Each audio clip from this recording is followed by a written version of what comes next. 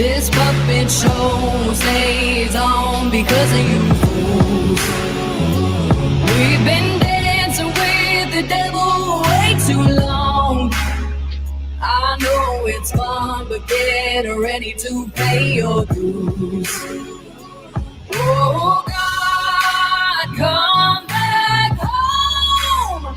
This crazy world is filled with liars and abusers. We need you now before we're too far gone. I hope one day they finally see the truth. God, we need you now.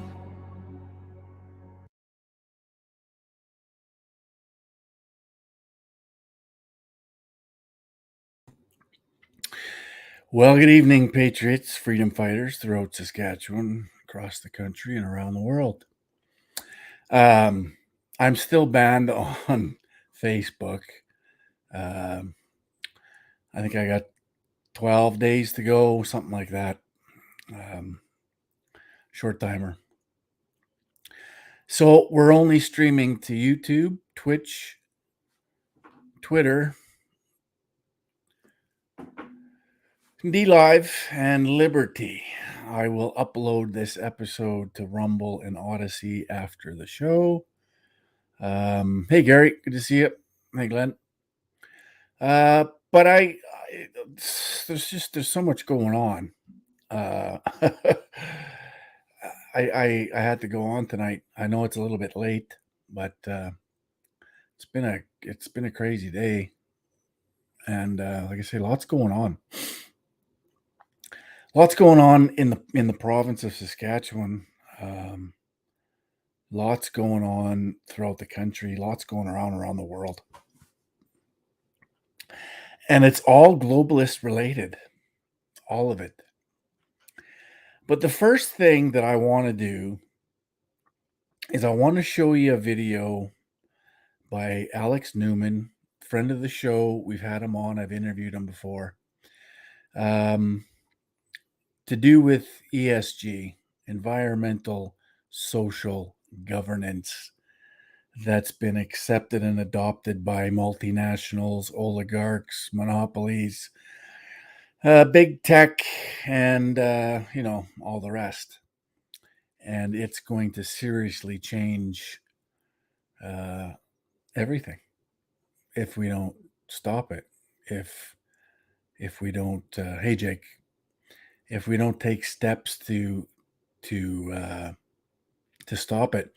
The good news is, and Alex is going to mention it in the video, that there are some people taking steps in the United States, of course. State governments are fighting it, numerous state governments, because it's actually against the rule of law, this whole idea of ESGs and social credit for corporations, which only then transfers to the people. So it's extremely important. I wanted to show this because it needs to be talked about. It hasn't been talked about enough. So I'm gonna do that now.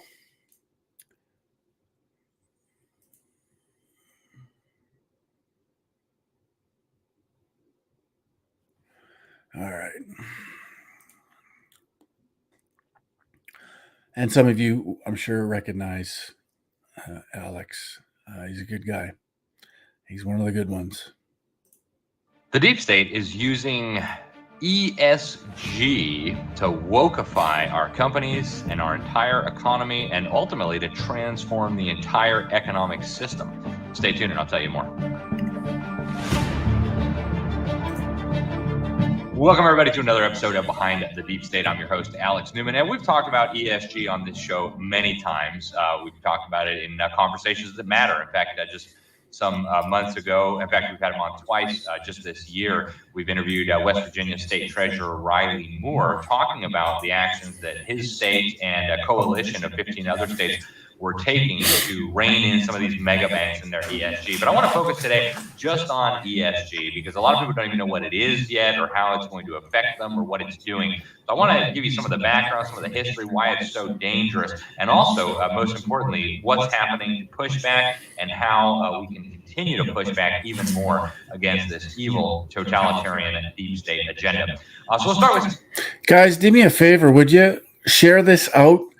Of course, I'm banned on Facebook, so if you guys have Facebook accounts, just go drop it on your account and share it out wherever, all your platforms, just so we can get as many people watching this as possible. We should do okay on Twitter tonight, and of course, I'll share it also to Gab and to Getter later tonight, and again to Rumble and Odyssey. But get it out there. Thanks, guys. Some definitions. ESG stands for environmental, social, and governance metrics. These are basically different categories where companies say that they're doing this for the environment, or they're doing this for social issues, or they're doing this for corporate governance, right? So an example would be if a company is really buying, giving Al Gore money, right, to buy carbon offsets, or if they're buying Bill Gates' disgusting lab-grown meat, they can say, oh, look how environmentally friendly we are. We're cutting X, Y, Z number of greenhouse gas emissions or whatever, something like that. Or they can say, oh, look, all of our advertising is promoting homosexuality or feminism or disrupting the nuclear family or whatever it is. They can tout their ESG street cred. And it sounds stupid, it sounds fringe, but unfortunately it is a very, very serious trend. And there are other terms for it. So the Rothschilds had something we covered in the New American many years ago called the stakeholder capitalism. They're redoing capitalism, something Klaus Schwab and the World Economic Forum have pushed. Even the Vatican got in on this. They partnered with the Rothschilds and they started pushing this Council on Inclusive Capitalism. And all this is related, folks. And I think the simple, and we've done episodes on the Council on Inclusive Capitalism that the Vatican launched. But I think the simplest way to understand this all is basically, think of it as fascism, right? In Adolf Hitler's Germany, it was National Socialism, but really you could still own your factory, private companies could still own and operate their business as long as they did what the regime wanted. And that's really what we're seeing here with the stakeholder capitalism, the inclusive capitalism, the ESG capitalism, right? In a free market system, a company focuses on several things, right? It focuses on, really, its primary objective is to make money for its shareholders. And so how does it make money for its shareholders? Well, it has to satisfy the needs and wants of consumers in a way that makes them willing to purchase the goods or services. So really, the free market system is beautifully designed in that it forces people and companies to serve their fellow man. Right? If a company wants to make money, they've got to bake bread, they've got to build houses, they've got to produce tomatoes, or they've got to do something that serves other people. And so their concern is, how do we make money? And by desiring to make money, they have to figure out how to serve people so that they can make money. Well, in Adolf Hitler's Germany, there was another concern: how to satisfy the Fuhrer, how to satisfy the regime. And so maybe the Fuhrer said, we need more bullets, or we need more Luftwaffe airplanes. And so then the companies got the message and said, all right, we got to start producing that. Well, it's the same thing with this ESG. Instead of thinking, how are we going to make money for our shareholders, they're thinking, how are we going to satisfy the ESG fanatics so that we can get investments, so that we don't get in trouble, so that these woke hedge funds don't pull money out of our accounts, etc. And so what's happening then is this is causing a massive diversion of capital from productive enterprises that are interested in making money for their shareholders and diverting it into woke companies that are doing what the elites want them to do, which again, promote the wokeness, promote the feminism, destroy the fossil fuel industry, right? Pick your thing. So we've got massive amounts going into these green investments, especially with this crazy Inflation Reduction Act. Money has just been pouring into these green investments, these ESG funds, which of course are all going to benefit from federal rigging of the markets. just in this ridiculously named Inflation Reduction Act, there is almost $400 billion worth of climate and energy shenanigans. Now, McKinsey and Company, they estimate that over 90% of S&P 500 companies are now publishing ESG reports. So it tells you how ubiquitous this is becoming. And then Bloomberg Intelligence says that ESG will this year exceed $40 trillion worth of assets. Something like $2.5 trillion worth of capital has been allocated to sustainable investment funds. That's according to the research firm Morningstar. And according to Morningstar, there is over 300, at the end of 2021, there was over $357 billion. So I just want to pause it for a second. You'll notice all of these things sustainable, right? It's always sustainable. Even Scott Moe, our premier in Saskatchewan, Jason Kenney, the rest of them, they all refer to sustainability. It's all part of the language. So for Scott Moe to deny knowing anything about the Sustainable Development Agenda, the SDGs, for Pierre Poilievre to deny knowing anything about sustainable development or the SDGs, they're full of shit. They are incredibly full of shit. And I don't mind saying that because it's a fact and it's the truth. If they're denying knowing about it, they're lying.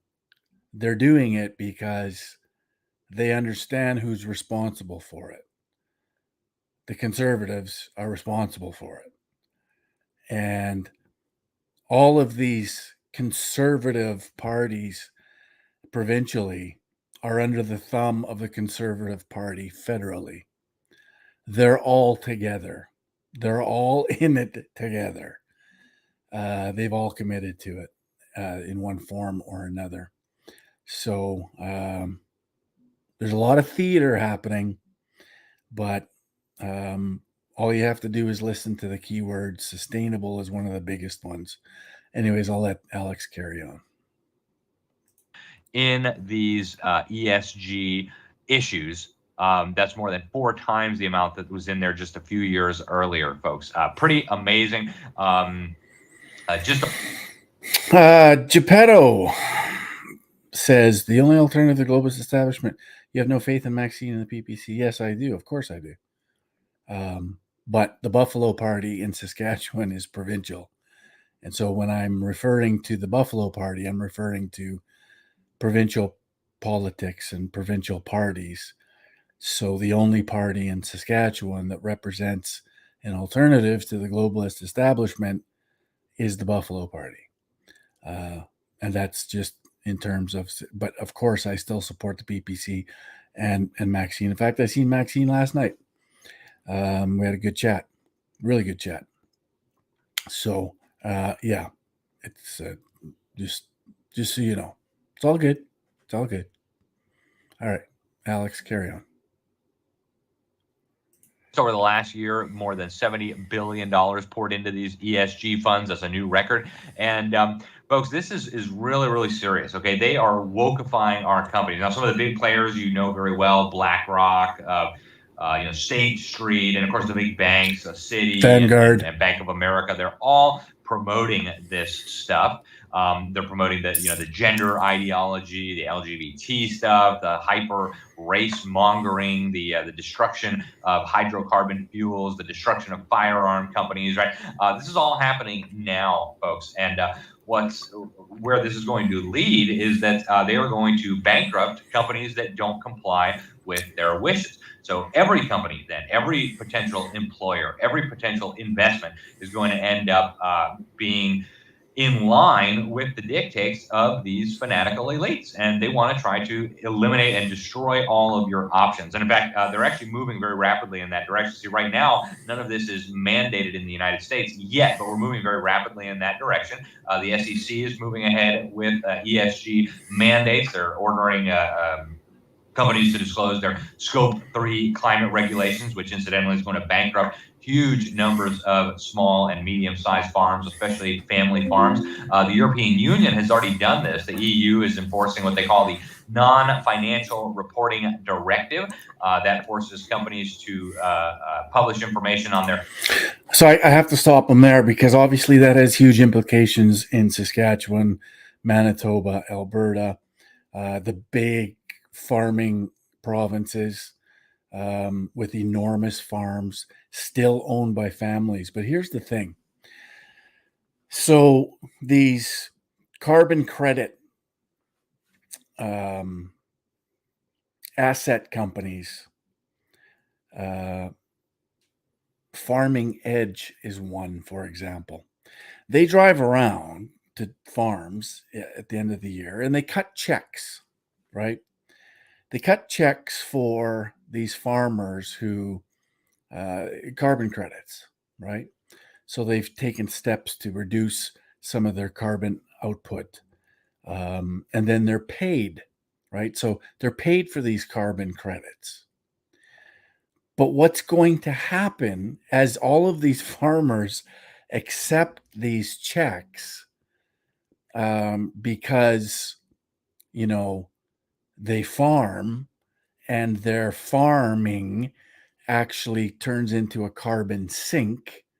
They're given these carbon credits, which is hocus pocus.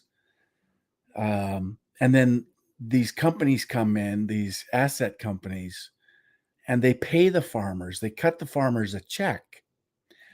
And so they're buying these carbon credits from the farmers. At some point, when ESG comes to fruition and large farms are carbon,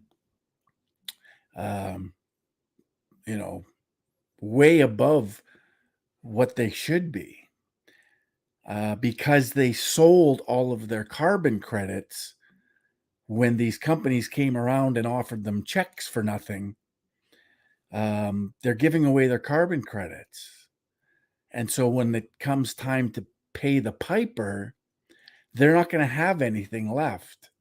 They're going to be out of balance in this social credit system, and they're going to go bankrupt because they're going to be in carbon credit deficit, if that makes any sense.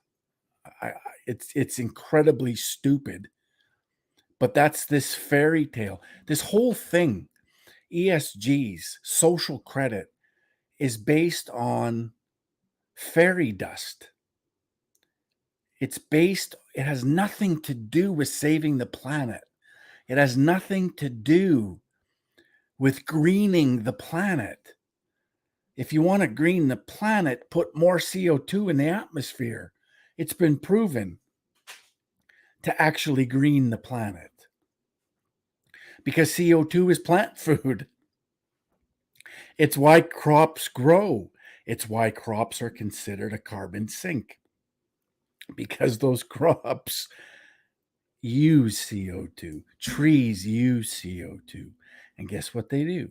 They use it for the carbon and they expel the oxygen so we can breathe. It's a beautiful system.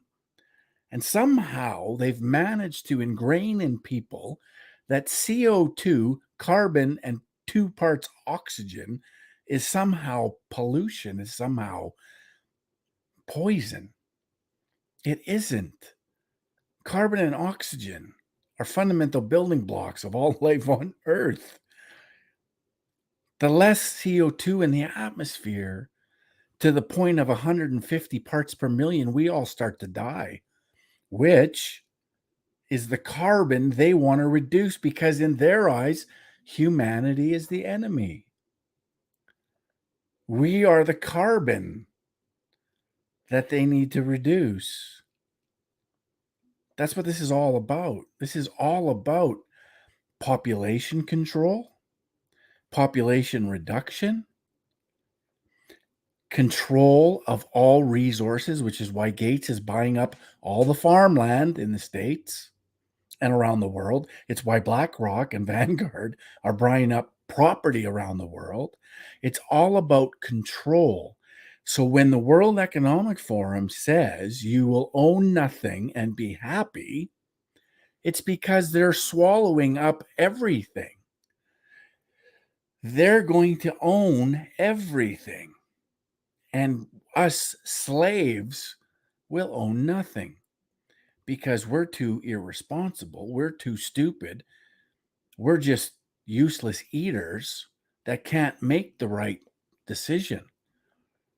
So these elites need to step in and make these decisions and hoard all the resources and hoard all the governance and hoard the nation states into an enormous collective where they control everything.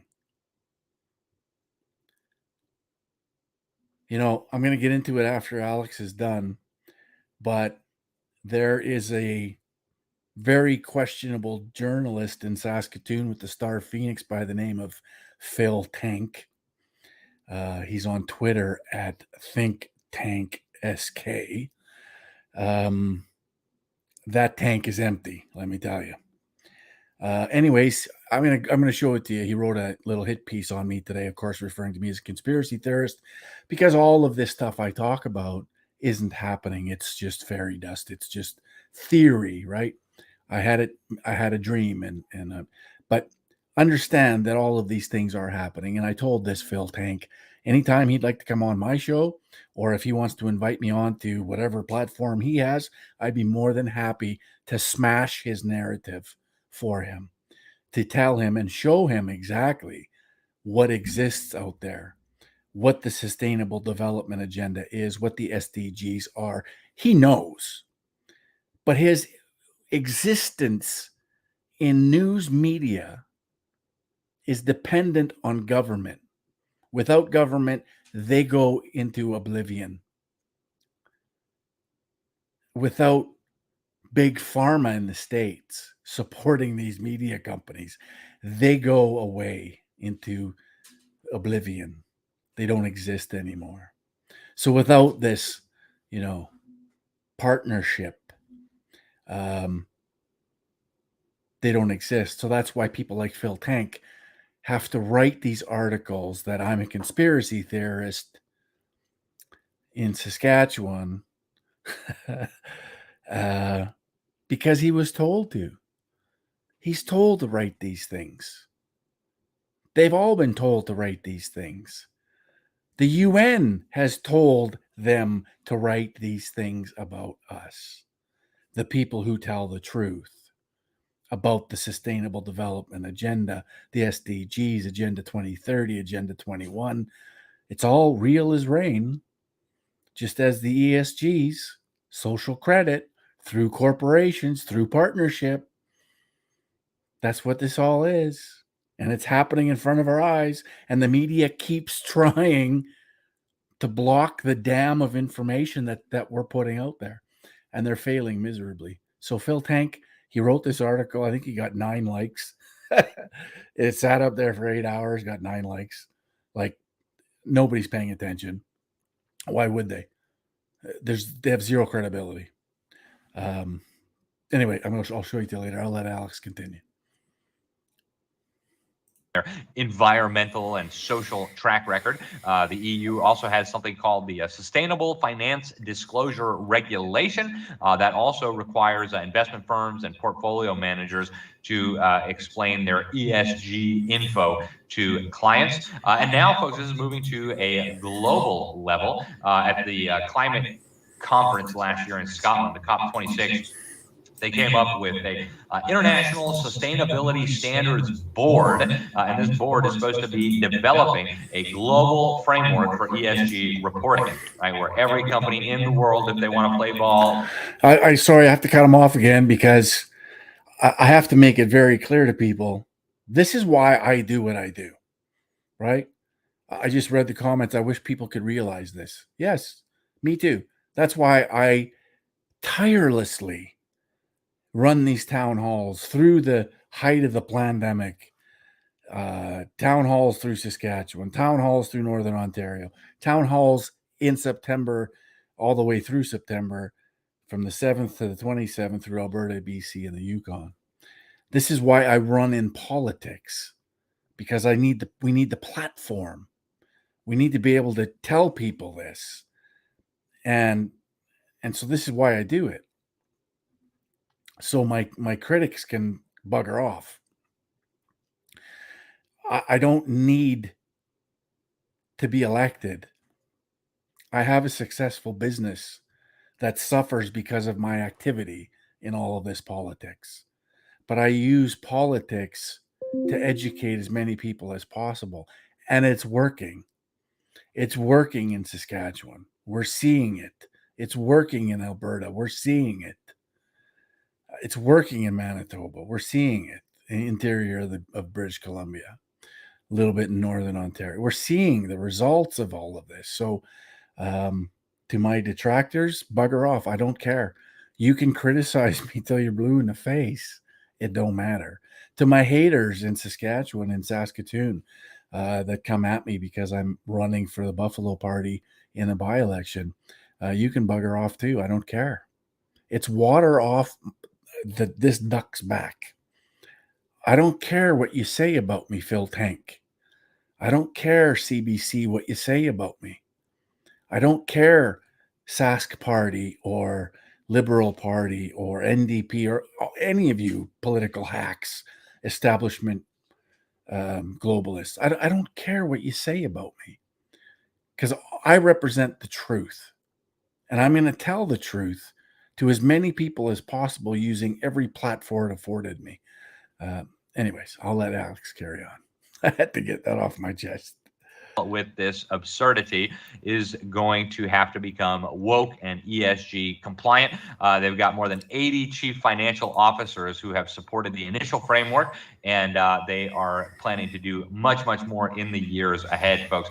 So this is very, very serious. Now, a little bit of background. This term does come out of the United Nations. It was invented by Paul Clements Hunt. He's a UN globalist who served as the head of the UNEP, that's the UN Environment Program Finance Initiative. And he's actually bragged many times in public about how these ESG metrics were going to force companies to subscribe to and help impose the UN Agenda 2030 on the planet. Of course, he was a big disciple of UK Prime Minister Gordon Brown. In fact, while this Paul Clements Hunt was a UN official, he was actually supporting Gordon Brown's work on financial stability and sustainability for the UN Secretary General. And Prime Minister Gordon Brown, of course, is a big New World Order fan. Check this out. In conclusion, ladies and gentlemen, a new world is emerging. It is a new world order with significantly different and radically new challenges for the future. So the ESG term is kind of getting a bad smell to it now. And so there are more and more efforts to say, well, maybe we should rebrand this or come up with something less controversial, because, you know, more and more people are complaining about ESG. I'll tell you about some of the opposition soon enough. There's one guy here, Robert Eccles. He's a professor who spent 12 years researching sustainability at Harvard Business School. He says that the ESG term just doesn't have value anymore. Let's change the conversation. He says, I'm happy to not use the term ESG. People are so invested now in hating ESG for reasons that don't really have much to do with ESG. So basically, the term is getting a bad smell. Conservatives and sensible investors are saying, wait a minute here, you're using my money to promote wokeness instead of to make me money. That is not just wrong, it's actually illegal. So not only is it wrong and illegal, but it's based on fairy dust. It's based on perception. It's based on magic, hocus pocus. It used to be that if you created something, if you provided a service that had value, you could sell that service, you could sell that product depending on its quality and its price, comparatively speaking to the competition. But it had value. None of this economy that they're creating, this economy out of thin air, out of perception, nothing tangible, out of nothing. Carbon credits is nothing. Somebody made it up. It's not backed by anything. There's no value to any of this, which is why ESG is getting a bad name, because somehow finally some people are figuring it out that there's nothing to invest in. It's investing in a narrative. It's investing in a perception that was created through Hegelian dialectic. Create the problem through propaganda, wait for the reaction from the people, and have the solution ready to go. That's what this all is, and it's all based on fairy dust. There's nothing real about it, but all by design, because they need to destroy Western civilization, the industrialized world, in order for them to control it all. They need to destroy the values of Western civilization, free market capitalism, in place or replaced by inclusive capitalism. It's so insane. And so there's a lot of this. I want to talk a little bit about the opposition, folks. Here in my state of Florida, Ron DeSantis has come out and said very clearly that this needs to be stopped. Here's what he said. The leveraging of corporate power to impose an ideological agenda on society represents an alarming trend. From Wall Street banks to massive asset managers and big tech companies, we've seen the corporate elite use their economic power to impose policies on the country they could not achieve at the ballot box. Through the actions I announced today, we are protecting Floridians from woke capital and asserting the authority of our constitutional system over ideological corporate power. Pretty interesting. Some of the people in the legislature are talking about this too. The woke elites are using ESG investing to prop up far left policies, undermine our national security, raise prices, etc. So they say the legislature is going to do something about this. And actually, there's a lot of action coming from states right now. Just a couple of weeks ago, a coalition of 19 state attorneys general sent a letter to BlackRock CEO Larry Fink, and we'll have more to say about BlackRock CEO Larry Fink in the weeks ahead. Working on a big article for the New American about BlackRock and State Street and Vanguard. And they're really serious. They're coming after these guys. They're suggesting that there may be illegal activity here going on. So these state attorneys general are saying that they cannot do this, right? These companies are supposed to be operating solely in the interest of their beneficiaries, right? That's their job. They are fiduciaries for their clients, for their investors. And so to run around wasting client money, promoting climate shenanigans and political agendas and wokeness is just not going to fly. They said whether these mixed motives arise from a desire to save the world or attract from investment from European or far left pension funds, it's ultimately irrelevant to the legal violation. Beautiful. Okay, that's what these attorneys general said in the letter. It's the attorneys general of Arizona, Nebraska, Alabama, Arkansas, Georgia, Idaho, Indiana, Kansas, Kentucky, Louisiana, Mississippi, Missouri, Montana, Ohio, Oklahoma, South Carolina, Texas, Utah, and West Virginia. They went on to say that our state. Interesting. There's no prairie provinces. There's no Canadian provinces included in that list. Interesting how nobody, not one political entity in this country of ours has done any of this. Scott Moe and his Sass party claimed to be conservative, won't go near this. Jason Kenney, Alberta, claims to be United Conservative Party. Not even close. They're not conserving anything. They're selling it all off. They're selling us all down the river. Manitoba, conservatives? Yeah, right. Nothing conservative. They're conserving anything. None of our governments, none of our attorney generals in any province is taking the steps that those states are taking. And we better start thinking about electing some people and some parties in these provinces that are willing to do this, that are willing to stand up and defend our way of life, defend the values we all claim to cherish. We better get busy. Scott Moe and the Sask Party in Saskatchewan won't go near it. They have zero courage. They move by focus groups. Scott Moe just tried to buy the by-election by giving every adult over the age of 18 in Saskatchewan $500. Every one of those adults can go to Costco and draw $500 in an hour at Costco. It means nothing. If you don't change fundamentally what's happening, if you don't oppose what's happening fundamentally, none of these Band-Aids that Scott Moe is handing out mean a hill of beans.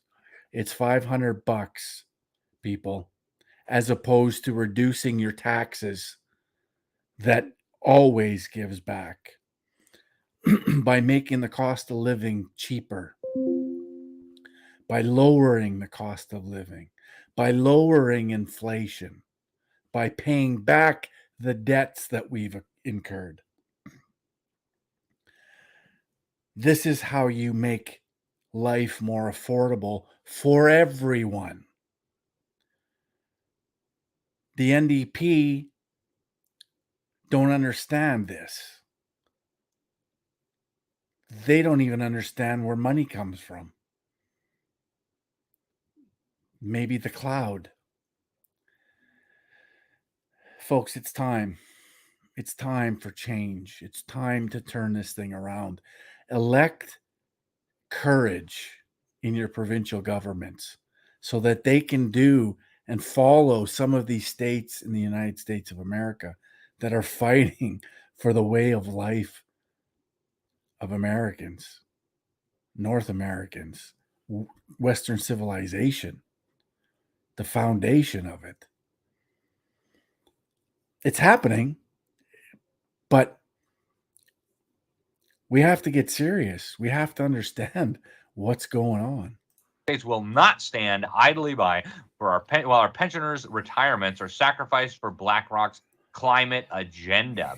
So yeah, they're serious, folks. They are not happy with this. BlackRock obviously is a powerhouse. It's got $10 trillion under management, literally more than the economy of every country in the world except the U.S. and China. The Biden administration and BlackRock are like practically one entity. It's hard to tell where one begins and the other ends. And of course, the CEO of BlackRock, Larry Fink, is on the board of the Council on Foreign Relations. He's on the board of the World Economic Forum, which is a strategic partner of the United Nations in imposing Agenda 2030. And I mean, the list of officials crossing over is just amazing. So Biden's head of his National Economic Council is Brian Deese. That was the global head of sustainable investing at BlackRock. So you're seeing how this works.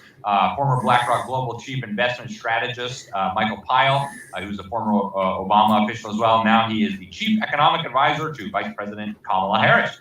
You've got Deputy Treasury Secretary Adewale Adeyemo was the chief of staff to BlackRock CEO Larry Fink. Now he's the Deputy Secretary of the Treasury. And folks, this stuff is really, really serious. So the ESG is kind of a hybrid of government and fascist mega corporations imposing this.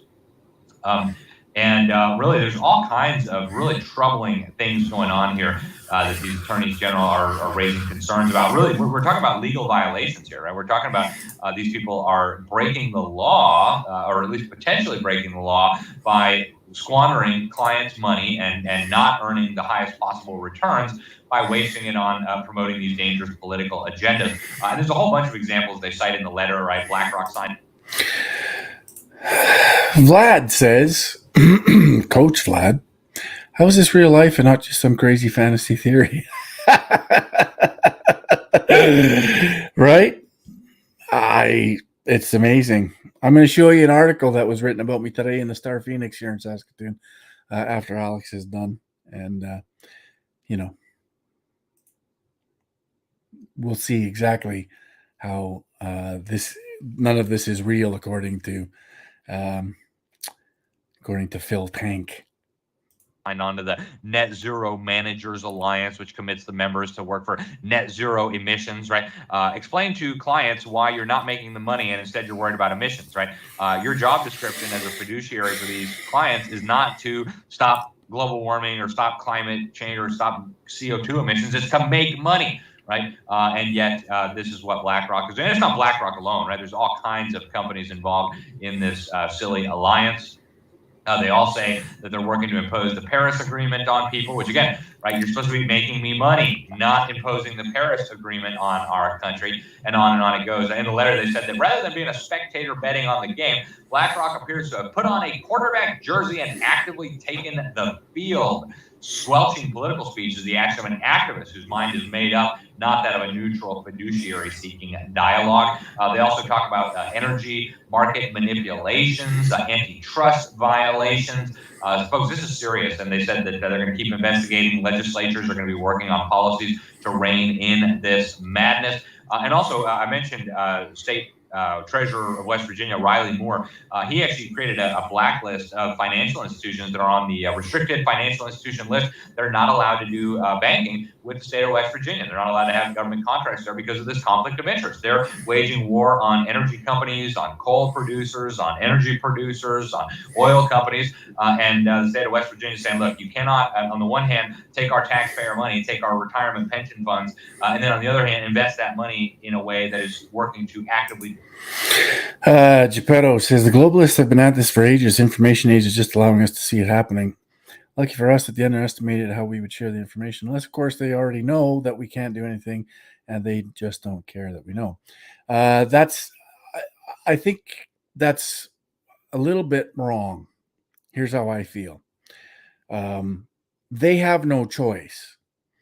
They're so far into this. They're so far invested. They're so far dedicated into this agenda that there had to come a point in time when all of it was going to be exposed. They knew that. And they've underestimated humanity. They actually consider humanity to be the enemy. And so they've underestimated our ability to inspire others and educate others. And that's what we need to do. And that's what we need to continue to do. And so ultimately, I think we win. Ultimately, I think we are able to resist. But again, there's a lot of folks, I would say a majority of folks in this country, that don't want to hear this. They don't want to see this because it means inside their bubble, which is la land, fantasy land, everything's fine. They're still paying the mortgage, putting food on the table, getting the kids to hockey. If that's ever going to exist again, they want to get rid of ice in favor of, something else because it costs too much and it's, creates CO2. But inside that bubble, they don't care. And they don't want Mark Friesen to burst their bubble. They don't want to face reality because it's too scary. It's too much. And it'll ruin what's happening inside their bubble. But whether or not Mark Friesen or Vlad Sobolev or any of the other folks that are doing what they're doing, they're not going to listen to you. It's not Mark Friesen that's going to burst a lot of these people's bubble because they're not going to listen. It's going to be reality that bursts their bubble. It's going to be the consequences of this agenda. This agenda, I was talking to somebody earlier today about this. They want to remove our ability to own private property, like a car. They don't want you owning anything. The cutlery that you have, They want you to subscribe to it, and it'll be delivered to you when you need it. If you need a frying pan, you can subscribe to that. They'll own everything. We'll own nothing. And they'll tell us we're happy. That's what this all is. It's all about control. It's social credit. ESG is corporate social credit. And all of these multinationals, these oligarchs, these monopolies, big tech, they've all been promised that they're the favored ones while they destroy small and medium business. You can't have small and medium business. They're too hard to control. That represents freedom. That represents the free market capitalism. They can't have that. They're destroying it. So you better start electing some parties and some people that have the courage to fight this. And if you lay down and lick your nuts because you think there's nothing you can do, if you think the elections are rigged, then you need to take part in the next election, whether it's municipal, whether it's a reeve and an RM, whether it's provincial or if it's federal. Take part, get involved, get evidence that it's corrupted, that it's fraudulent, like they did with 2,000 mules, and prove to the people that the elections are fraudulent. You can't just lay down and lick your nuts and tell everybody there's nothing you can do because it's all fixed. Well, what's your plan? Are you just going to light everything on fire? Because that's what they want. They want us to destroy ourselves. So you either pull up your bootstraps, you roll up your sleeves, and you get busy getting involved in your community, running for the Reeve, running for city council, running provincially, running federally. The lowest common denominator is preferred. That's where we can make the biggest effect in the shortest amount of time. We have to take that responsibility back. We don't have a choice. We don't have a choice. Unless, I know there's people out there that are really black-pilled and they just want to give up. They just want to lay down and lick their nuts like a good house dog.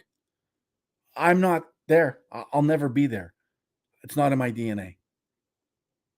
It's going to take a whole lot of work and a whole lot of energy and a whole lot of will and a whole lot of character and a whole lot of integrity to get involved. If you think the elections are fixed, get involved. Go get the proof. Get the evidence so we can do something about it. Don't just bitch and moan that it's fixed. There's nothing you can do. Well, if that's your attitude, get the hell out of my way. See, in the riding that I'm running in Saskatchewan here in Saskatoon is a riding where 60 to 70% didn't vote last election. It's insane. We need to get to those people that didn't vote. We need to inspire them to vote. We need to inspire them to take back their responsibility that they've abdicated to our elected officials who we thought had our best interest at heart and don't, through coercion, through extortion, through bribery, through all of these methods that they get to our politicians through. We need integrity back. It's the only way. Don't kid yourself. You think this is going to end in violence and we're going to come out on top? You're sadly mistaken. You're sadly mistaken. It's not going to work out that way. Anyways, I'll let Alex finish.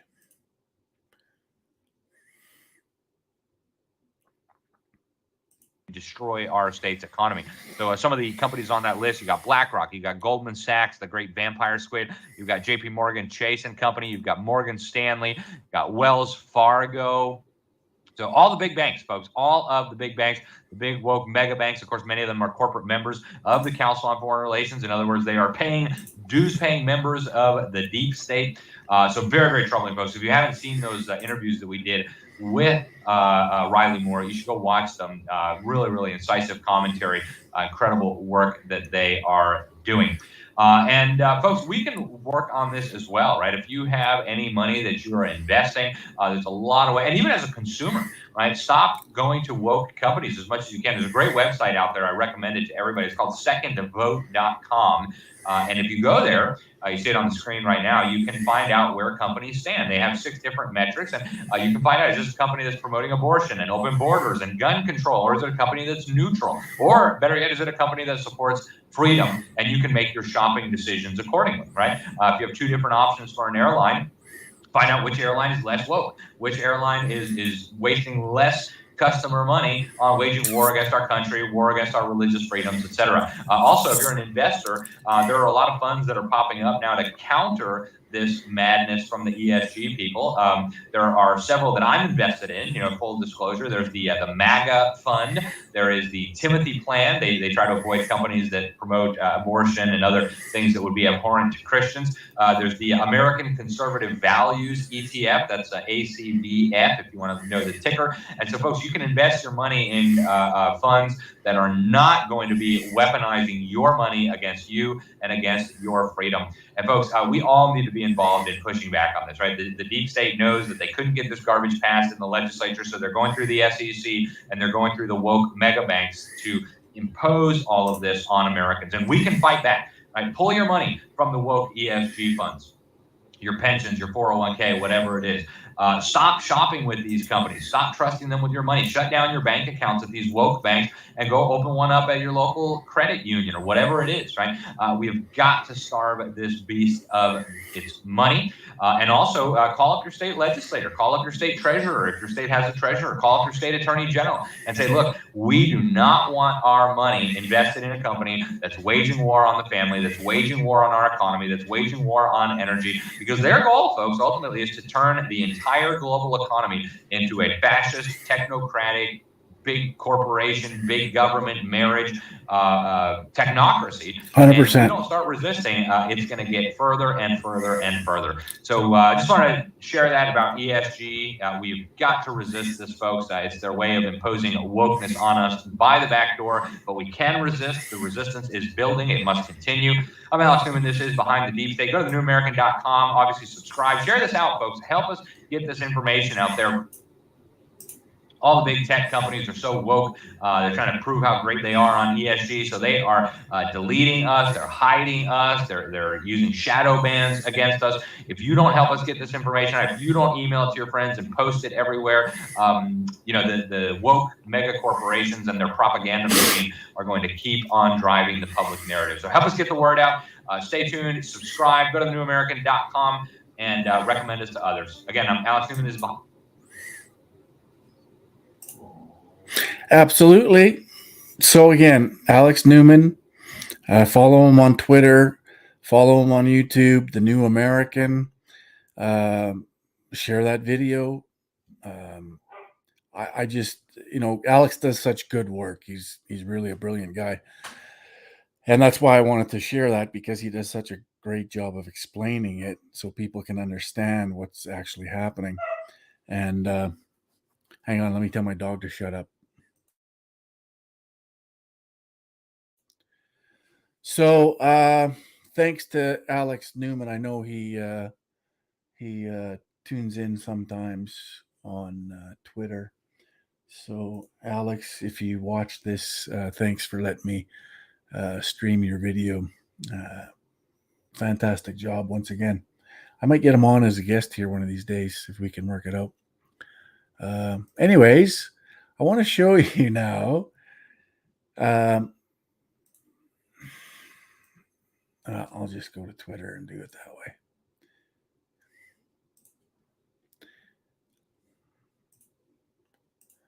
All right. So, according to Phil Tank, I'm going to get to that in a minute too. And I'll speak about that in a minute.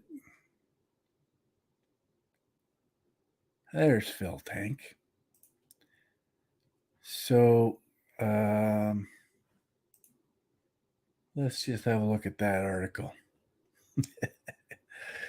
Phil Tank, Saskatoon conspiracy candidate could be a dream or a nightmare. The Buffalo Party's decision to run the controversial Mark Friesen in the Saskatoon-Meewasin by-election might not be the gift it seems. The controversial because I tell the truth. Anyways, one can assess two ways the Buffalo Party's announcement that Mark Friesen will run as its candidate in the looming Saskatoon-Meewasin by-election. It could represent good news for the Sask Party because Friesen is an unrelenting conspiracy theorist. Phil Tank, I don't theorize about anything. I encourage you, Phil, to watch the previous video I just showed. And if there's anything in that video that you can debunk, I encourage you to try, because everything that he said is happening, as you could see. Who still opposes vaccines and spreads vaccine misinformation despite nearly dying from COVID-19. Of course, they have to stick that in, right? Like, couldn't possibly, hang on there, that's better. I couldn't possibly go without mentioning that, could they? It's such a horrible piece. It's just disgusting. In the news release announcing his candidacy, he was quoted as saying he will fight globalist policies, which is code for taking on a worldwide conspiracy. Who's the conspiracy theorist now? Phil Tank? You're telling people I'm speaking in code. Well, no, I'm not, actually. I'm not speaking in any code. I'm telling you exactly what it is. Globalist policies is worldwide. It is the UN Sustainable Development Agenda, the SDGs that your prime minister has been quoted talking about numerous times, that the governments, successive governments since 1992 in this country have agreed to. Phil Tank.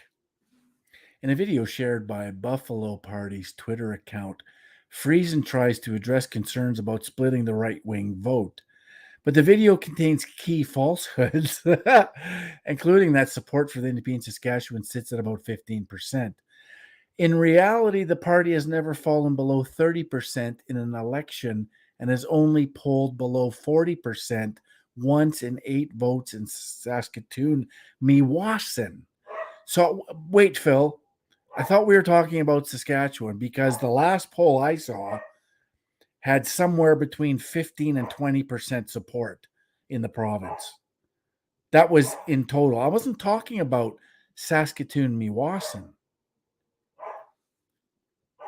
He also claimed falsely that nearly 8,000 of the close to 12,000 eligible voters in Saskatoon-Meewasin failed to vote in the last election. In fact, more than 7,300 of the nearly 13,000 voters in the constituency voted in 2020, about 56%. So if that's the case, if that's true, then the information that I received from somebody could have been slightly wrong, but that's still 44% that didn't vote in that riding, which is incredible.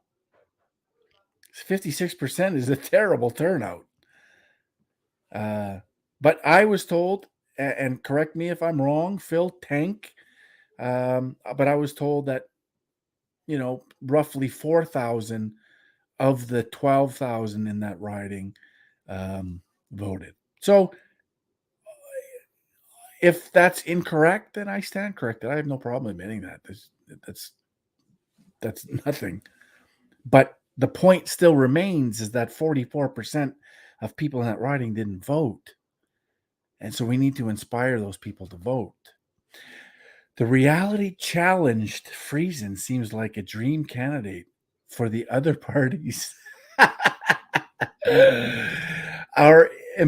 One imagines him knocking on doors of people concerned about inflation, healthcare, and education, trying to convince them that the World Economic Forum is really a sinister global threat right out of a James Bond film. Well, no, it's not out of a James Bond film. It's actually not Hollywood, Phil Tank. It's not a TV show. It's actually real, Phil Tank. This agenda has been around since the late 60s. This agenda was developed by the Club of Rome, first conceptualized by the Club of Rome, sponsored by Rothschilds and Rockefellers, among others, to create this agenda. And it was actually the Club of Rome that created the World Economic Forum in 1971. So none of this is theory. None of this is a movie. And if you think I'm not worried about inflation, of course I am. Because the root problem to inflation is this agenda that our government is committed to. I am concerned about healthcare because it is negatively affected by everything that's happening. We are in massive debt. How are we going to pay for our healthcare? How our healthcare is in shambles in this province because of globalism. Education is a joke in this province because of globalism, because of an agenda, because of the curriculum that was created. Again, a curriculum that's created by an unelected, unaccountable foreign entity that's pushing an agenda through our children, in our schools, through the teachers who don't know their ear from their elbow, but they just regurgitate what they're told to spew into the minds of our children. There's nothing theory about any of this. It's fact. And so I am concerned about inflation and cost of living and people's ability to own anything and our kids' future and ability to work and an ability to get meaningful employment that pays the bills, that allows them maybe at some point to buy a house and to maybe raise a family. We wonder why the opioid crisis is where it's at, because our youth have no hope. They can't afford anything. And it's all by design. It's all because of this agenda. You want to turn things around. You want people to prosper. You want people to have hope. Then you need to have a government in this province that's willing to tell Ottawa to piss off and to stop globalism in its tracks at our borders. That doesn't mean we don't participate in the global economy. Of course we do. That's how we prosper. But we have to make the distinction between globalism and globalization. Two very, very different things. Globalism is global governance, an unelected foreign entity creating cookie cutter policy for nations around the world. That doesn't apply to a place like Canada or a province like Saskatchewan. So we need strength running our province to keep this agenda outside of our province. Then he goes on to say, maybe Dr. Evil in the Austin Powers movies is a better analogy given how ridiculous these theories are.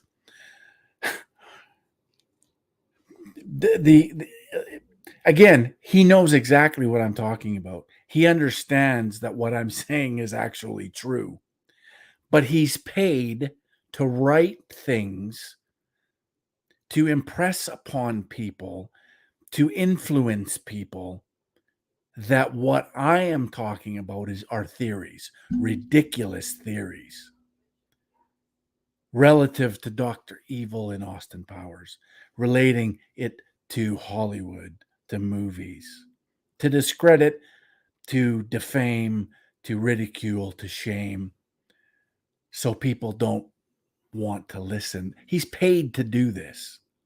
This is his job. He's a propagandist. He's there to push a narrative. The UN came out and said, I'm on a list, a UNESCO list of conspiracy theorists. There's a war being waged against truth tellers to convert those truth tellers into conspiracy theorists still to this day. And all I talk about is what they've told us they're doing. The Sustainable Development Agenda exists. Agenda 2030 exists. Go have a look at it. Harper signed it September 27, 2015. Go Google that.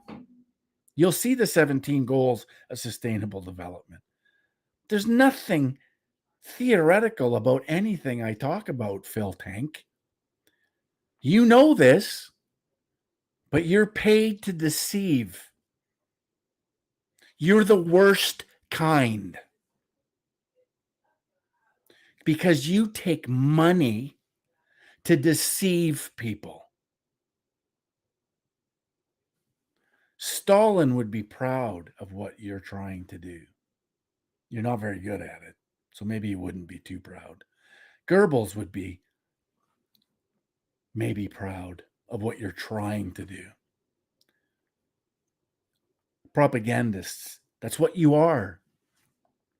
The only reason you exist in media is because the government pays you to exist, for you to forward their agenda. So you can write garbage like this. You're paid to write garbage like this, even though you know I'm right, even though you know I can confirm everything I say in regards to the globalist agenda. All of it. You know this, but it doesn't matter because it's not about the truth with you. It's not about reality. It's about propaganda. It's about narrative building. It's about the perception versus the reality. This is why you exist. It's disgusting. What a disgusting profession to be in, where you know the truth, but you're paid to deceive. That how you sleep at night, I'll never know. But know this, I sleep very well because I know what I'm doing is with integrity and morality and with the truth. So you can continue, and please do continue to write about me. Write this garbage so I can continue to react to it and to dispel what you're doing. Give me a bigger platform, I beg you. Although the reality is, Phil Tank, you posted this. When I looked at it on Twitter, it was 8 hours old. You had 9 likes. So, I mean, what influence do you have? I do 2-minute drills every day, sometimes twice a day, sometimes 3 times a day, that get 1,000 to 5,000, 10,000. A couple of days ago, I had one that had, I think it's at 12,000 views right now. Phil Tank. Because I tell the truth and people are desperate to hear the truth. You know, Phil Tank, when I go and tour in these town halls throughout Saskatchewan, Northern Ontario, Manitoba, and off to Alberta and BC, when I go, people are enormously appreciative to hear the truth because they're disgusted by what you people in the media write and what you say on the radio and what you say on TV, because it's all lies. It's all based on narrative building and propaganda. And people are tired of it. They're sick of it. They actually want the truth. They're hungry for the truth, Phil Tank. And I'm giving it to them, which is why I'm running in this by-election. It's a platform. It's a by-election, so there's a lot of focus on it. And I'm going to take advantage of that. And I'm going to educate as many people as I can along the way, whether it gets me elected or it doesn't. But know this, if I get elected through this by-election in Saskatoon-Meewasin, I'm going to the legislature to flip some tables over, figuratively speaking. But I'm going to shake that place up because I'm actually going to provide some opposition that doesn't exist in Regina right now. Doesn't exist. There is no opposition. They're all in favor of lockdowns. They're all in favor of mandates. It's just the NDP wanted more of them because they're communists. And they love the nanny state. And they want to grow government even bigger. So there's no opposition in Regina. None. This is why it's so important, Saskatoon-Meewasin, to give the residents of this province a voice that don't have a voice. We need that in the legislature. So we'll see how it goes. But at the very least, Phil Tank, it's a platform where I can raise some issues, where I can bring the information to the forefront. And the more people that get it, the more people that understand what's going on, the better chance we have at saving what we claim to cherish. Phil Tank. Despite Friesen's electoral falsehoods, his candidacy represents a shift for the Buffalo Party, which ran candidates solely in seats won comfortably by the Sask Party in 2020 and still finished third in total votes. Yet the Buffalo Party's candidate in February at the Athabasca by-election got just 12 votes. And I'd like to know how many people voted altogether in that. And Athabasca, of course, is a incredibly tough riding for a Buffalo Party to run in. Friesen has twice run federally for the People's Party in the Saskatoon grassroots riding, finishing in a distant fourth both times. But it's spin, right? Because I more than quadrupled my vote count from 1.7% to 5% or whatever it was. So, and that's all part of the process. For me, it doesn't matter, Phil Tank. What matters is that the platform exists for me to tell the truth. And there's nothing better than going live and in person where nobody can censor me.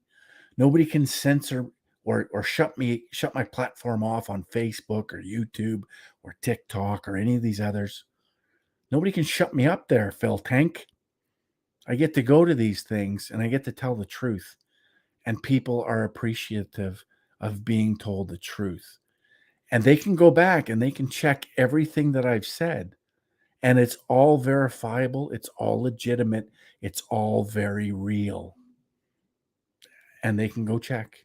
And I encourage them all to do so because I want them to do that. I want them to do their own research. You don't have to listen to me. just go and do it yourself. You'll find the same thing I found. Last year, he garnered 2,108 votes in nearly 5% of the vote. That showing failed to affect the outcome of the federal race, but similar performance in a tight provincial race could well help determine the result.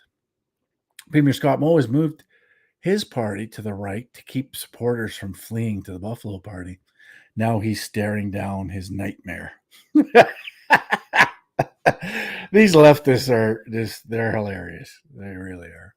The problem for Moe is that no elected leader has done as much to pander and appeal to conspiracy theorists, including seemingly letting science skeptics determine the course of the province's anemic pandemic response. How does this party now credibly denounce someone like Friesen?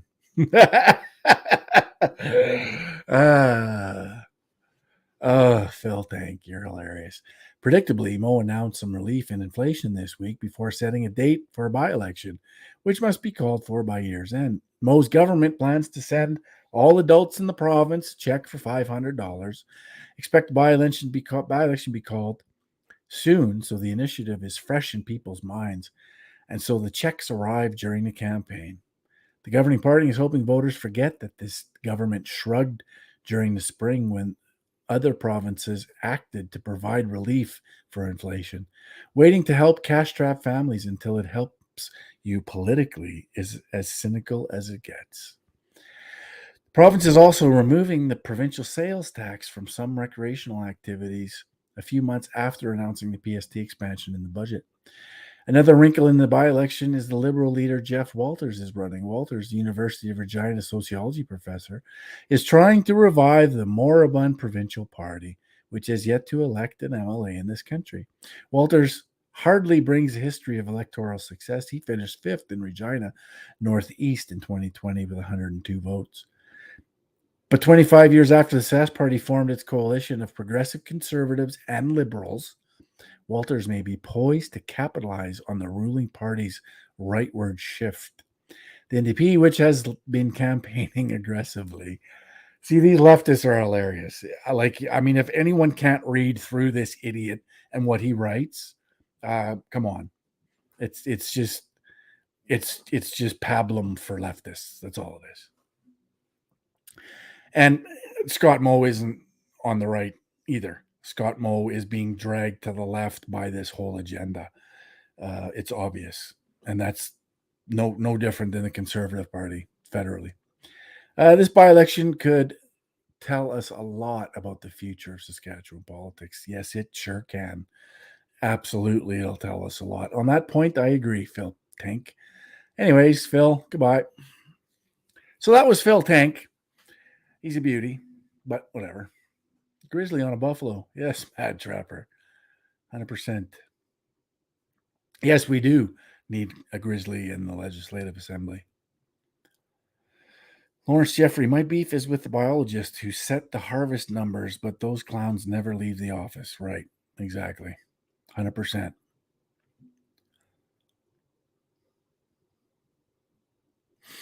What else was there? There was something else here. Never mind. Phil Tank. So yeah, you can go check that out. I responded to him in a video. Then there's this movement here that I have agreed to be part of. We had a Zoom call there the other day. A bunch of people from a bunch of different countries. It was pretty cool. And of course, they're going through the same thing we are. And they understand that.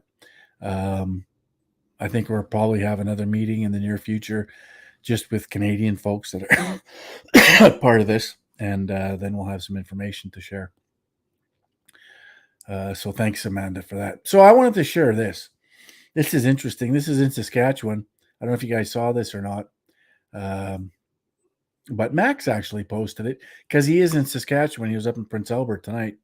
He was in Warman last night. We went and saw him. But this is what they found on it's self-explanatory. Hello, everybody. This is Kelly Lorenz. We're going to dial 811 here, Saskatchewan Health.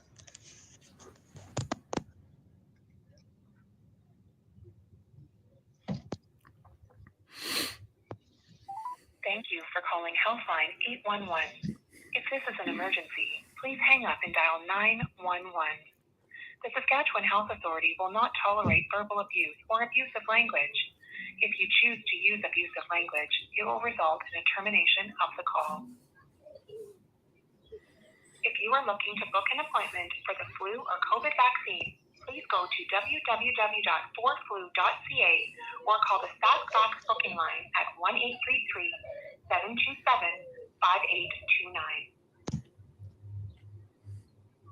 Please listen carefully as our menu options have changed. Press 1 if your call is COVID-19 related. Press 2 if you wish to speak to a registered nurse for all other concerns. Press 3 if you wish to speak to a mental health and addictions clinician. Press 4 if you wish to speak to poison control. Press 5 if you wish to leave a message with the Medical Assistance in Dying program.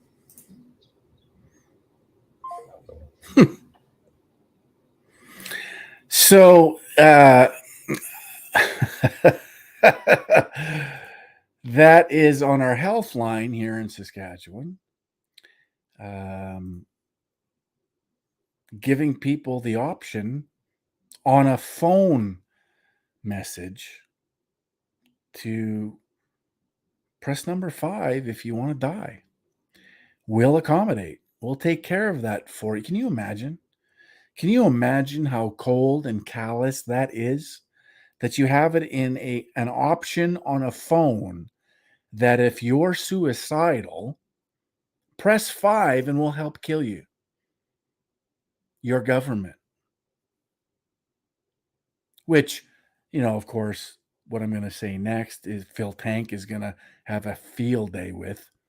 But at the end of the day, the priority to Agenda 21, Agenda 2030, when they first created it and conceptualized it, was depopulation. And they're using any and all means to ensure a reduction in the human population on planet Earth. Carbon reduction, because we're all carbon. That's a fact. And maybe now is a good time to play our friend Dennis Meadows, and he can tell us, again, Phil Tank, Phil, or CBC, or Global, or CTV, or anyone else that calls me a conspiracy theorist, do me a favor and let me know what this guy is talking about when he's talking about what he's talking about. Please tell me, is this theory? Because this is Dennis Meadows, co-founder of the Club of Rome, co-author of a book called Limits to Growth, and a proponent of reducing the planet's population by 6 billion people. So please, Phil Tank and CBC and Global and CKOM and John Gormley and everybody else that's going to jump on the hate freezing train because I'm a conspiracy theorist, please talk about Dennis Meadows and what Dennis Meadows says. This one in particular has almost 95,000 views on it. But in one way or another, we are so far, globally, we are so far above the population and the consumption levels which can be supported by this planet that I know in one way or another it's going to come back down. So I don't hope to avoid that. I hope that it can occur in a civil way, and I mean civil in a special way, peaceful. Peace doesn't mean that everybody's happy. No. But it means that conflict isn't solved. But the good thing is you'll own nothing. In turn, you'll be happy. Right? Klaus Schwab, Uncle Klaus says so. So, through violence, through force, but rather in other ways. And so that's what I hope for. That we can, the planet can support something like 1 billion people, maybe 2 billion, depending on how much liberty and how much material consumption you want to have. If you want more liberty, and more consumption, you have to have fewer people. And conversely, you can have more people. I mean, we could even have 8 or 9 billion probably if we have a very strong dictatorship, which is smart. Unfortunately, you never have smart dictatorships. They're always stupid. So, but if you had a smart dictatorship and a low standard of living, you can have, but we want to have freedom and we want to have a high sentence. So we're going to have 1 billion people. And we're now at 7, so we have to get back down. I hope that this can be slow, relatively slow, and that it can be done in a... Phil Tank, Saskatoon Star Phoenix. For those of you who have trouble with math, that's the elimination of 6 billion people. Right? This isn't, Hitler's kindergarten where he only eliminated 6 million and Stalin eliminated 20 million and Mao eliminated something like 60 million. And of course, there's Pol Pot and Che and Castro and all these other beauties. They are all nothing in compared to what this guy is talking about. 6 billion. We have to get back down, according to Dennis Meadows. How are they going to do that? Well, Phil Tank, CBC, Global News, CTV News, CKOM, the rest of you. How is through abortion? Abortion on demand. Canada doesn't even have laws for late term. In fact, there's a movement now that's going to allow for, get this, abortion after birth because of their need to reduce global population. That's one way.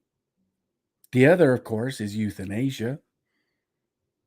Scott Moe has a phone message that encourages people, click number 5 if you want to do yourself in. We'll help.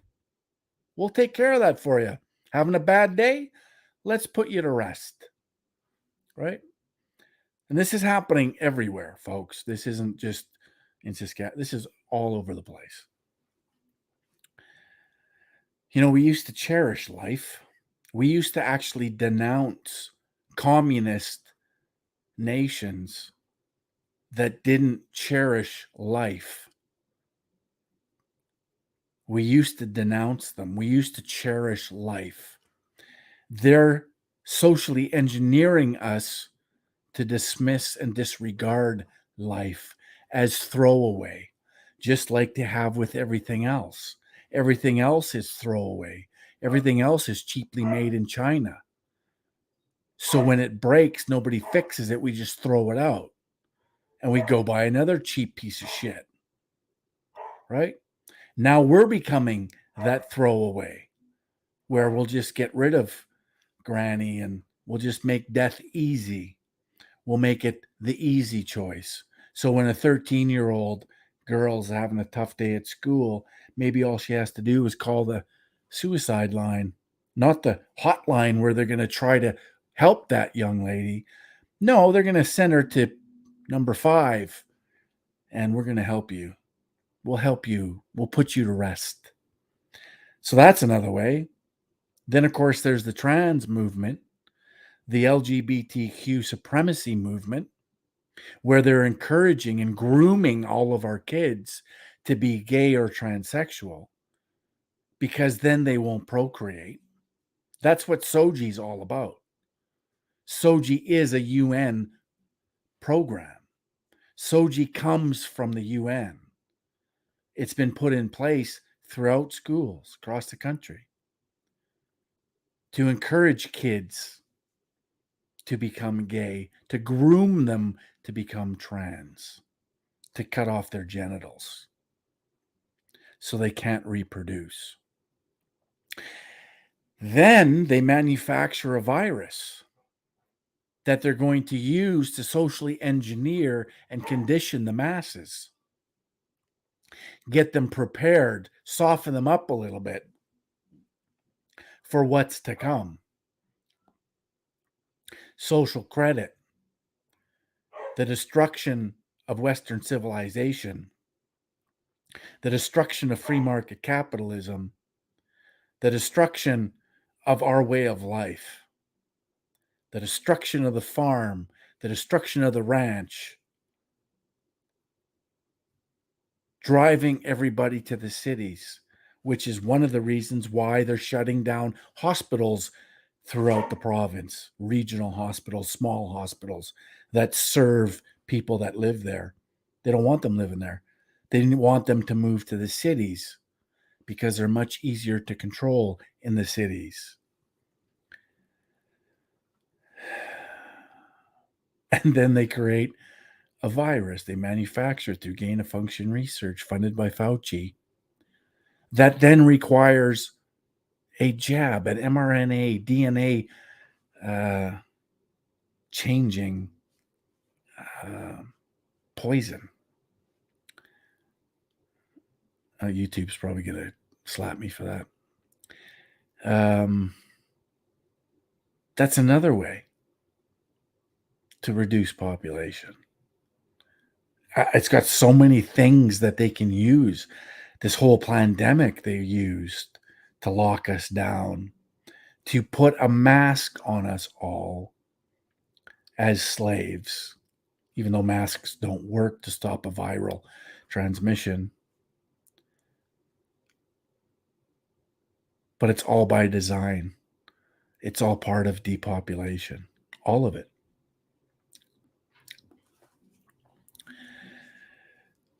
Yeah, they are sick. Exactly. Same-sex partners can't reproduce. That's why they do it.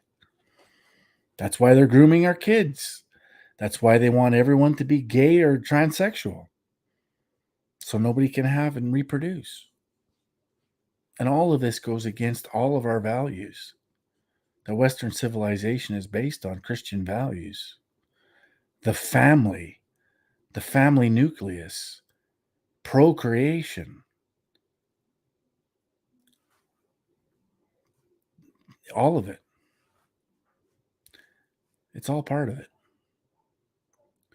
And Dennis Meadows says so himself. I'll let him finish. Way which is relatively equal, so that people share the experience and you don't have a too rich. He wants people to share in the experience of eliminating 6 billion people from the planet. He wants to do it equally so we can all share in the experience.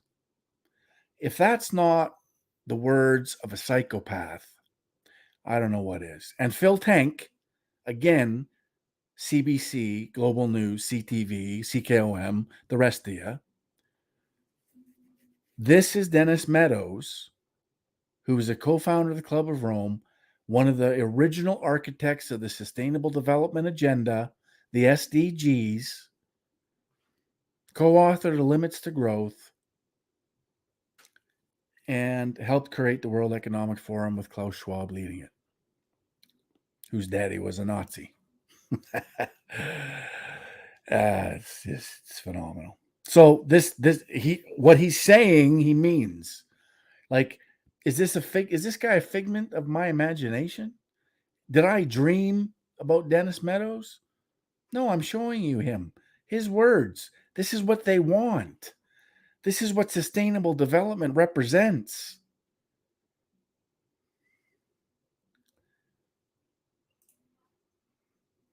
It's amazing. Anyway, what else was there? Yeah, okay, so we saw that. We talked about that. Yeah, I did this 2-minute drill talking about Phil Tank. I tried uploading it like 3 times, and I just couldn't do it. I don't know. Twitter's been screwing with me a little bit lately. Yeah, talked about that. Of course, there's this. And I know it breaks some people's heart that Harper is responsible for everything Trudeau's done to this point. He's the one who signed it, September 27, 2015. And Trudeau has been committed to it from his first day. His first interview, he referred to us as the first post-nation state. Of course, meaning that that's exactly what they want to do, is they want to destroy the nation state. They need to destroy the nation state because patriotism and nationalism is evil when you want global governance. It all stands in the way. Western civilization and its pesky values stand in the way of them achieving their global governance, global control of all resources, one world religion, all of these things. And none of this is theory, Phil Tank. None of it. It's all, I'm just repeating what they've told us. So you can continue to look foolish and write these ignorant opinion pieces referring to Friesen as a conspiracy. Please do. Keep doing it. Keep doing it over and over and over again. I need you to do it. There's nothing I like more. Please attack me more. I'm begging you. Anyway, depopulation agenda. That is the primary focus of this agenda. Yeah, I just talked about pin tweet, but here's an interesting tweet from Friends of Science. 2012, IMF determines that people are living too long, messes up pension fund liabilities. 2020, WEF, OECD joined forces, lockdowns ensue, which were deadly and never recommended. Go to my Twitter if you want to read that. The financial impact of longevity risk. So, these fund managers, they don't want to have to pay you till you're 98 years old, right? It's too much risk. It costs them too much money to actually fulfill what they promised they would fulfill. So they'd much prefer to see you just die, one form or another. So anyway, yeah. So this upcoming by-election, we're in for a bit of a wild ride, I think. I'm going to stand out as loud and as proud as I possibly can throughout this campaign, throughout this whole election process. Of course, I'm leaving September 7th for 21 days, 22 days on a speaking tour through Alberta and BC. We have most of our venues confirmed. We should be coming out with, updated posters that will tell you all where we're going to be. I can start telling you where we're going to be in Alberta. So Edmonton, September 7th is our first night. It's the kickoff night, and it's going to be at the Church in the Vine in Edmonton. Church in the Vine. Looking forward to that one. They're excited to have us, and we're excited to be there. The next day, on the 8th of September, we'll be in Sundre at Spruce View Community Hall, just outside of Sundre. We'll be there, and that's really the Red Deer and area, but we wanted to catch a lot of the farmers in that community and be able to provide them with the information that they're going to need. So we're looking forward to that. Calgary, it looks like we're going to be at the Southside Victory Church in Calgary, 7 p.m. All times are 7 p.m. unless otherwise stated. And then the next day is in Medicine Hat, so that'll be the 10th. And we're very close to confirming a venue, but we're still waiting for just a couple of things. And then on the 11th, we'll be in Lethbridge. We'll be at the Multicultural Center in Lethbridge. Looking forward to that one. We'll see you all there. And then we'll be heading into BC. I have to talk to Sean Taylor to see how plans are going for Cranbrook, Castlegar, Trail, Grand Forks, and then off to Penticton and Kelowna, and then up to Salmon Arm. We're still struggling with Kamloops. If you're in the Kamloops area and you can help us out with identifying a venue for us, that would be greatly appreciated. I know that people in Kamloops before were a little bit miffed that we never made it there. So we definitely want to make it there this time, but we need somebody on the ground there that can help us out with the venue. So if you're in the Kamloops area and you can help out, send me an email, info@ffcs.info. That's Forum for Canadian Sovereignty, FFCS. So info@ffcs.info. And then we head up to Prince George. It looks like we're going to have a venue confirmed there very shortly. We got a couple of venues basically secured in Terrace and in Prince Rupert through Jody Craven and the work that he's doing there for us. Thanks, Jody. And then we head up to Whitehorse. Whitehorse, we're at the McIntyre Mountain or Mount McIntyre Rec Center in Whitehorse. Again, that's, I believe, on the 24th. Yeah, check the posters. The posters will be out soon with all the venues. So we're looking forward to that one. They're pretty excited to have us up there because not a lot of people make it up to the Yukon, up to Whitehorse. I've never been there, so I'm looking forward to that. And we're pulling a trailer. We rented a trailer to cut down on costs. Obviously, this is an expensive thing. Fuel is expensive, and of course, traveling is expensive. And so to cut down on those expenses a little bit, we rented a trailer. So me, Sean Taylor, and Salim Mansour will be traipsing across Alberta and BC in a trailer. So that'll be a hoot. And then from the Yukon, we head to Grand Prairie, and we still need somebody in Grand Prairie as well that can help us organize something there. And Grand Prairie will be on the 26th. And then the 27th, to cap it all off, will be in Fort McMurray to do an event there. And that'll be the end of that tour, a pretty colossal tour. Looking forward to it. And so we have a lot of folks in these areas we're hearing. So, and they're all free admission. We do ask, of course, that people in attendance, help out with donations just to help cover costs and because I can't fund this myself. None of us can. Yeah, looking forward to it. It's going to be epic. So then I'll be back on the 28th in Saskatoon. And then it'll be, get into campaign mode. Myself and Phil, Phil Zajac, the leader of the Buffalo Party, are discussing plans right now to have a little tour through Saskatchewan, myself and himself, obviously promoting the Buffalo Party and what we stand for and what we represent and how we're sort of this grassroots party where, anti-establishment, anti-globalist, and pro-prosperity and freedom.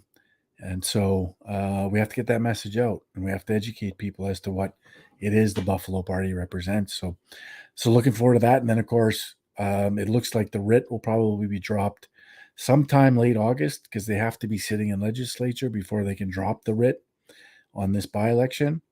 And that doesn't happen until I think somewhere around the last week of October.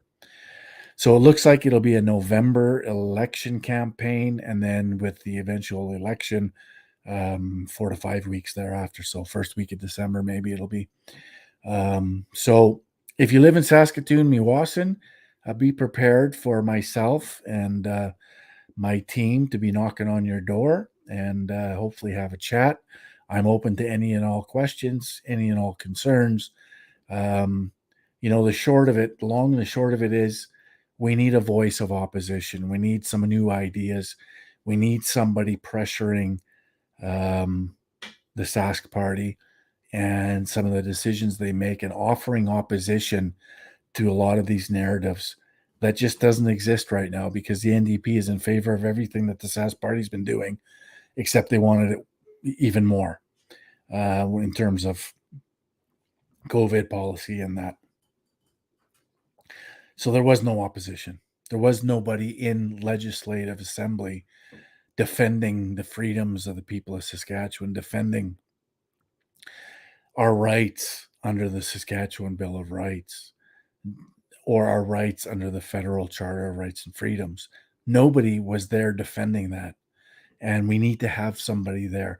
We need a voice in the legislature that can provide opposition and can be a voice for a large contingent of Saskatchewan residents. It's imperative that they have a voice. And so I can provide that for them. And that's, precisely why I'm doing what I'm doing. Obviously taking advantage of the platform to educate as many people as to what's really going on. So that's it. It's too bad you don't have a stop in Strathmore. It's all farmland. Yeah, you know what? It's all schedule. I mean, it's 22 days as it is. And we can't add any more to it. It's already big enough. And I know there's a lot of stops in Alberta that we would have liked to have made. But it's just not possible to hit them all. So hopefully we can attract people that, can make it to these places: Edmonton, Sundre, Calgary, Medicine Hat, Lethbridge, Grand Prairie, and Fort Mac. So, it is what it is. We can't be everywhere all the time. Yeah. Grizz, you need a moderator. Porn bots. The porn bots are back. Sorry. Let me just deal with these idiots. There they go. Goodbye. Yeah, absolutely, Northern Wolfhound. That's the plan, to be an enormous thorn. Yes, next trip for sure. Oh yeah, okay. All right, Geppetto. Grizzly Motor. Yeah, Mark's schedule is amazing. Yeah, it's the schedule, all right. It's pretty crazy, but I feel good. I've still got some recovery to go. My lungs aren't anywhere near where they need to be. So if you're the praying type, I'm still accepting those prayers, because I got a lot of work to do up in here. Like, even if on hot days, just being outside, just standing outside, I get lightheaded. I get, there are negative effects. So I still have a ways to go. There's still some things, but I feel good as long as I get sleep. That's the main thing. And so, on this tour, we'll be conscious of that and making sure we all get good sleep. And my wife has a concoction for me to take on the road to make sure that I'm warding off all potential illnesses or poisons. Yeah. Yeah. Okay. All right. So anyways, that's a wrap. That's about all I wanted to talk about tonight. But there was just so much going on. I just thought I got to get on there and talk about some of these things. So that's what we did. So anyway, and I haven't done a live for a while. It's actually been, but I've been so busy with work, with the business, and getting this tour planned and everything else. It's just been crazy around here. So, but it's a good crazy. It's it's necessary. So anyways, that's a wrap. And remember, globalism bad, nationalism good. All right, guys. Ciao for now.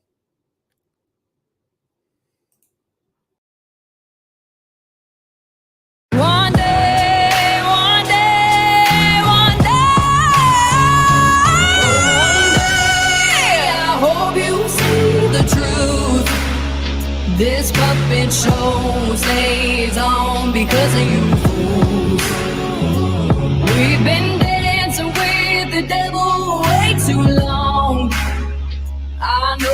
it's fun, but get ready to pay your dues. Oh God, come back home. This crazy world is filled with liars and abusers. We need you now before we're too far gone.